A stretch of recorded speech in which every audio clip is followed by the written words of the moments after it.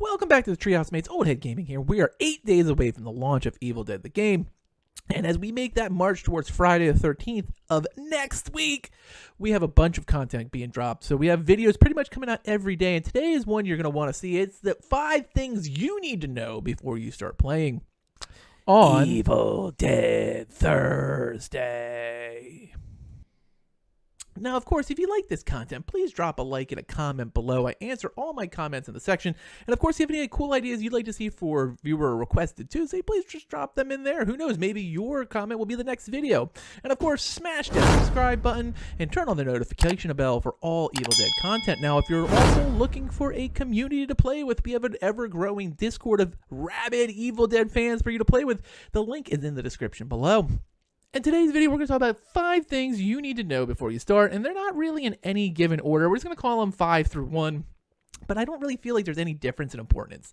So starting with number 5, unlockable characters. So there is 4 characters that we know of right now that are only unlocked through the campaign mode. Now, you can go straight into PvP if you want, but those 4 characters will most likely be grayed out based on what I'm seeing and what we've heard in the podcast from Slasher Radio. And it seems like those 4 characters are going to be the hardest hitting on the leader campaign. So if you're not playing straight through the campaign first, you're going to see some leader deficits probably very early in the game. And we'll talk about that more in group construction, which will be the last one. So the 4 characters that are totally locked from the start are Ash versus Evil Dead Ash from the leader group, Lord Arthur also from the leader group, Amanda Fisher from the hunter group, and finally Pablo from the support group. So it doesn't seem like warriors get hit at all. So that's kind of weird, but it is what it is. Number 4. In-game perks leveling. Now, this is something that is very unique, and I have never really seen done in an ASIM before, and I kind of like it. Basically, you can boost your group's abilities throughout the game. So first here, we're going to take a look at this picture of the survivor side. And as you can see here on this picture, there is going to be a melee, ranged, health, fear, stamina, shield meter. Now, I also have this arrow pointing to pink fucks because that's how you level them in game. 1 pink fuck equates to 1 bar you can put on any one of those. So if you say that I'm playing a warrior and you want to increase your melee bar first, you come across some pink fucks in the wild, you use those 1 or 2 you find in the melee or stamina or shield or wherever you want them.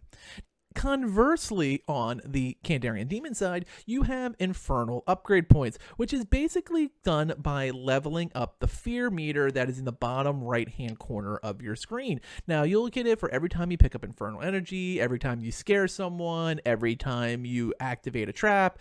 Basically, anytime a Kandarian Demon does something, it just basically goes around until it completes a full circle, and then you have a point. And you can activate them on these. It's Infernal energy, and this is highly recommend the first point should go there to increase that Infernal energy tank. And then it's Possession, Portal Basic, Portal Elite, Boss, Demon Vision, and Traps. Now, just a reminder, you can't do certain things until certain points in the game as a Kandarian Demon. For example, you can't do Portal Elite or Boss until you get to Phase 2. Number 3, and as we're talking about phases and how there's different limitations for the Kandarian Demon for summoning bosses and elites, it's the same thing that's going to happen in this part. So weapons are tied to characters, and certain characters will get a huge boost using those weapons or see diminishing returns. Now, say for example, we take Kelly and the meat tenderizer. Now, that came from season 1 of Ash of the Evil Dead when she was in the restaurant and she just went to town on someone. They put this in the game for Kelly. Now, anyone can use a meat tenderizer, but it doesn't necessarily mean you're going to get all the benefits out of it. And you'll find these during Phase 1, which is kind of like this Battle Royale set where you're just grabbing everything you need. You're coming across melee weapons and ranged weapons and ammunition and sheps and medallions and everything else you could possibly need for battle as you're looking for the pages of the map to reunite it and look for the Kandarian dagger and the pages of the Necronomicon.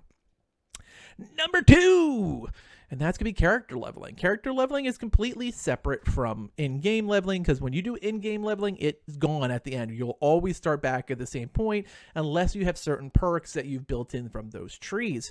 So character leveling is done one of 2 ways. The first way is the actual rewards for the actions you commit inside a match. So if you're playing as, say, Leader Ashe, and the match ends, whatever was done during the match and your score will equate to XP for Leader Ashe directly. But it'll also, part 2, lead to account XP, and that will also give Infernal points there. So when you get a character leveled and that level goes to level 2, you'll earn 1 skill point, which you can use on the trees for that character.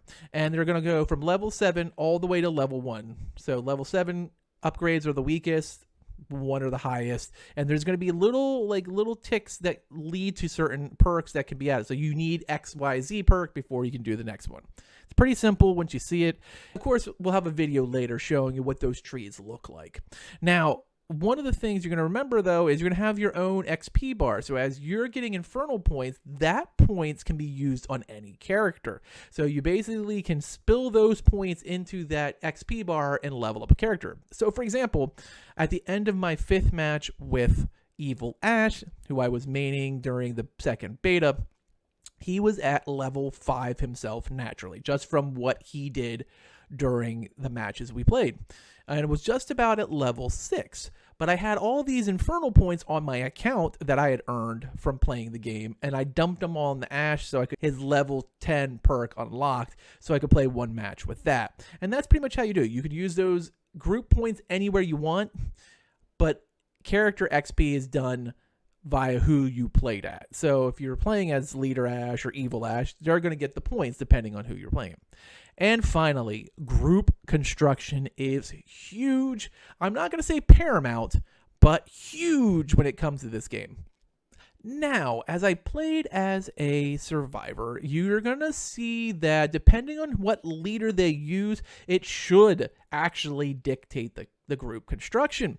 Now, Ashe gives you a little more flexibility just the way he's built, and when you get a chance to really look at his perks, he gives you a little more flexibility because they focus more on him and group overall. Annie and Lord Arthur, on the other hand, are very, very specific at how they build it. So, for example, and we're going to call this 1 for Leader, 2 for Warrior, 3 for Hunter, and 4 for Support, and I'm going to show you what the group construction should be. Now, I'm not saying it has to be. I'm saying for maximum potential right now, the way the game is set up, if you're running Leader Ashe, it should be 1, 2, 3, 4. 1 of everything. 1 Leader, 1 Warrior, 1 Hunter, 1 Support. If you're running Annie Nobi, she is a specialist on range. You should go 1, 0, 2, 1. You drop Warrior for an extra Hunter. Vice versa, if you're running Lord Arthur as the leader, you should run 2 Warriors and 1 support. You always want to make sure you have a support and leader, and then you match the DPS to whom you're running with. With Ashe, you can kind of run whatever you want, but you're going to see a huge boost to damage running Arthur with warriors and Nobi with hunters. It's just the way it's been built up. Just the way their perks are designed, they're going to give that. Now, I'm not saying you can't run whatever group composition you want, but if you want to get the maximum benefit, that's going to be the way you want to do it for Ashe, Arthur, and Nobi. And that's the 5 tips you really need to know before you start the game, so that way you can spend your points wisely, make sure you unlock your characters, and understand how to upgrade them while you're playing the game. As always, thanks for watching, and later, mates!